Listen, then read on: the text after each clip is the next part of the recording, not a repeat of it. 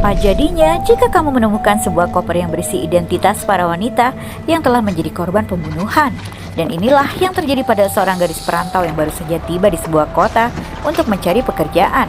Hal itu, gadis bernama Lani ini baru saja turun dari bis yang membawanya ke kota itu dan buru-buru mengambil kopernya lalu berjalan menuju stasiun kereta bawah tanah.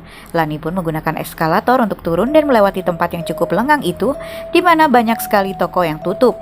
Namun ia tak menyadari jika ada seseorang yang mengikutinya dari belakang.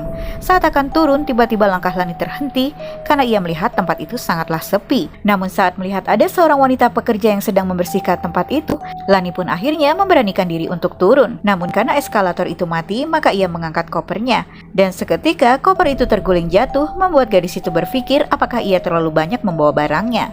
Lalu buru-buru meletakkannya di atas bangku itu dan mencoba membukanya. Dan seketika ia mencium bau busuk yang sangat menyengat dari dalam kopernya. Lani buru-buru membukanya. Tapi ia terpaku saat melihat isi koper itu bukanlah barang-barang miliknya, melainkan beberapa album hitam yang tersusun rapi. Lani membukanya perlahan, dan betapa terkejut gadis itu saat mendapatkan begitu banyak kartu identitas para wanita yang penuh dengan bercak merah, membuat dirinya bergidik dan buru-buru menutup koper itu. Lani hanya terdiam memandangi koper yang menakutkan itu. Tapi seketika ia mendengar langkah kaki yang sangat berat berjalan menuju ke arahnya. Dan samar ia pun melihat seorang lelaki yang berjalan dengan menarik sebuah koper yang persis sama dengan miliknya.